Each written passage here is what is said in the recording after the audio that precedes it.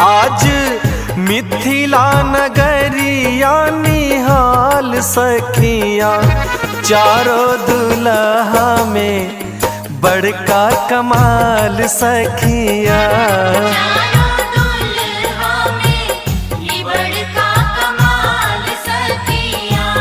आज मिथिला नगरिया निहाल सखिया, आज मिथिला नगरिया निहाल सखिया, चारों दुल्हा में ई बड़का कमाल सखिया, चारों दुल्हा में ई बड़का कमाल सखिया।